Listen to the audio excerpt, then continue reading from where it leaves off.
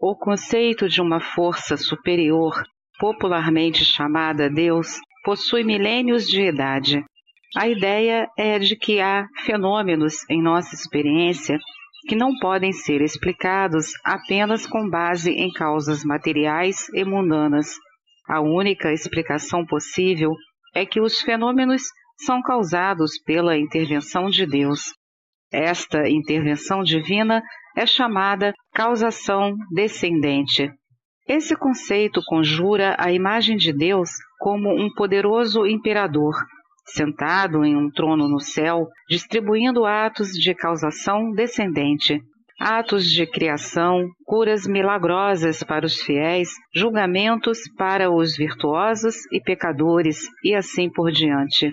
Evidências dessa imagem ingênua e ultrapassada se encontram até hoje nas religiões populares, em especial no cristianismo popular. Os cientistas tiram proveito da ingenuidade dos que apoiam um Deus popular, ironizando esse conceito como um dualismo filosoficamente insustentável, impossível. Deus, distribuindo causação descendente, interferindo em nosso mundo de vez em quando? Impossível, afirmam. Como um Deus não material interage com coisas em um mundo material? Duas entidades que não têm nada em comum não podem interagir sem um sinal mediador. A troca de sinais envolve energia, e a energia do mundo físico é sempre conservada ou é constante. Isso seria impossível se o mundo interagisse com um Deus do outro mundo. Caso encerrado.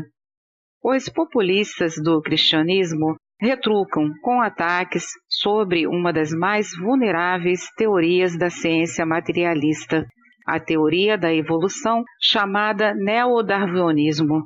Mas esses populistas, conhecidos como criacionistas ou teóricos do desígnio inteligente, não apresentam nenhuma alternativa acreditável ao neodarwinismo, muito menos ao dualismo.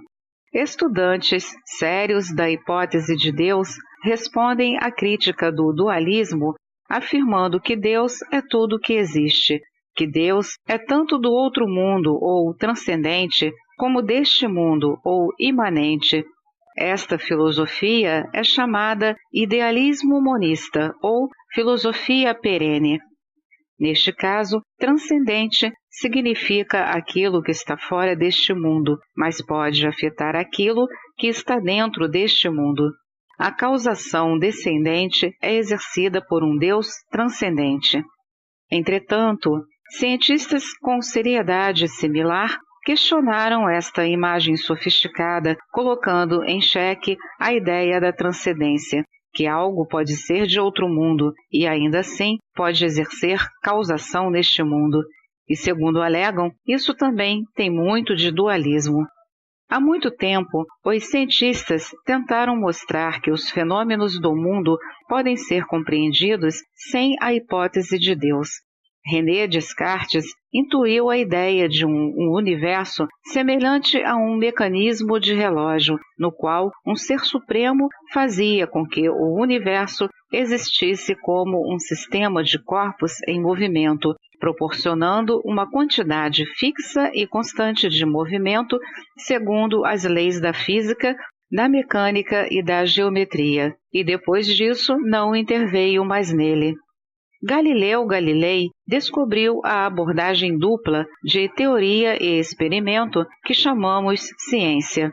Isaac Newton descobriu as leis da física por trás do universo determinista e mecânico, que funcionam tanto para corpos celestes como para corpos terrestres. Depois, Charles Darwin descobriu a alternativa evolucionária para as ideias bíblicas da criação da vida, que se ajustam até determinado ponto aos registros fósseis. Estes e outros sucessos fenomenais de uma ciência sem Deus suscitaram a seguinte hipótese: todas as coisas consistem de partículas elementares de matéria e suas interações. E assim, A partir desta única hipótese, tudo no mundo pode ser compreendido. As partículas elementares constituem conglomerados maiores chamados átomos. Átomos formam conglomerados ainda maiores chamados moléculas. Moléculas formam células. Algumas destas células, os neurônios, formam o conglomerado que chamamos cérebro. E o cérebro forma nossas ideias. Por sua vez, as ideias incluem a de Deus, que pode ser devida ao surgimento de um ponto no mesencéfalo. Nesta filosofia, chamada materialismo científico, ou monismo material, ou simplesmente materialismo, a causa se eleva a partir das partículas elementares. Todas as causas se devem à causação ascendente, produzindo todos os efeitos, inclusive nossas experiências de Deus. Mas as tradições espirituais esotéricas dizem que Deus está por trás do cérebro. Deus é a fonte de nossa essência, a consciência superior, ou espírito que existe em nós. A pergunta é: será que o modelo de causação ascendente pode realmente nos explicar nossa consciência, inclusive a consciência superior? Será que a consciência é uma pergunta difícil?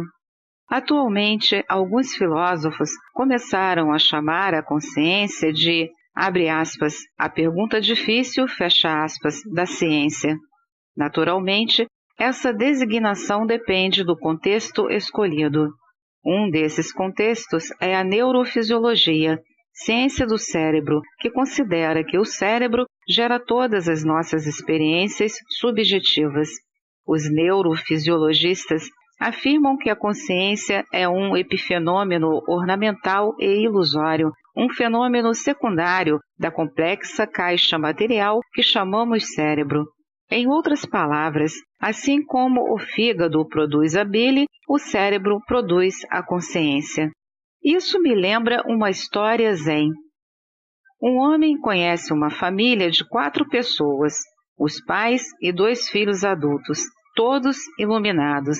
Esta é a oportunidade de descobrir se a iluminação é difícil ou fácil de se atingir.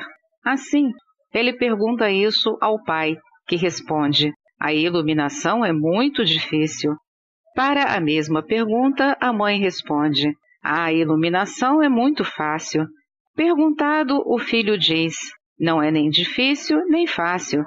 Finalmente, a filha responde: a iluminação é fácil se você a facilita e difícil se você a dificulta. Se você pensar na consciência como um epifenômeno, um efeito secundário do cérebro, a consciência será, de fato, uma pergunta difícil, pois você a está tornando difícil. Pense nisso. Um modelo objetivo sempre procura uma resposta à pergunta em termos de objetos. Logo, os neurofisiologistas procuram compreender a consciência em termos de outros objetos, cérebro, neurônios, etc. A premissa por trás disso é de que a consciência é um objeto, mas a consciência também é um sujeito, esse que observa e pensa nos objetos. O aspecto sujeito da consciência expõe uma fraqueza do modelo neurofisiológico baseado no cérebro. A verdade é que a consciência, nós, não é apenas uma pergunta difícil, mas uma pergunta impossível para os materialistas, porque até as religiões populares, por mais simplista que seja sua visão da causação descendente, sempre deixaram claro uma coisa: que temos livre-arbítrio, que sem nosso livre-arbítrio para escolher Deus, o poder divino de causação descendente seria em vão.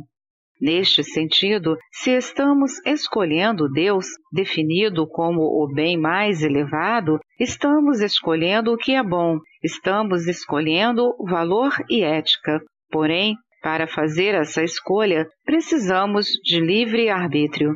Mas, se temos livre-arbítrio, deve haver uma fonte de causalidade externa ao universo material.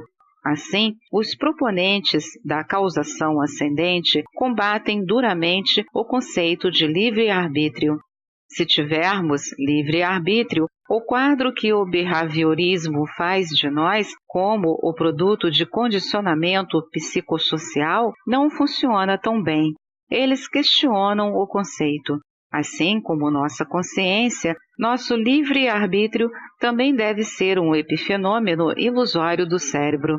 Nesta alegação de que somos máquinas determinadas comportamentalmente, zumbis ambulantes, sua ciência materialista não só solapa Deus e a religião, como ainda corrói os valores e a ética, as bases de nossas sociedades e culturas. Dessa maneira, será que existe Deus e a causação descendente? Será que a consciência é um epifenômeno da matéria? Será que temos livre-arbítrio? Será a sabedoria do modelo de causação ascendente um ponto pacífico ou há novas evidências científicas para sugerir alternativas diferentes? Sim, há evidências. Ocorreu uma revolução na física no início do século passado, consistente na descoberta da física quântica. A mensagem da física quântica é: sim, Deus existe. Você pode chamá-lo consciência quântica, se preferir. Alguns o chamam pela expressão mais objetiva, campo quântico, ou, seguindo a filosofia oriental, campo acásico. Mas, se recebesse um outro nome, uma rosa ainda teria a mesma fragrância. Esta é mais uma edição do canal Livros Falados Voz Humana. Que o bem, o bom e o belo se multipliquem em benefício das criaturas.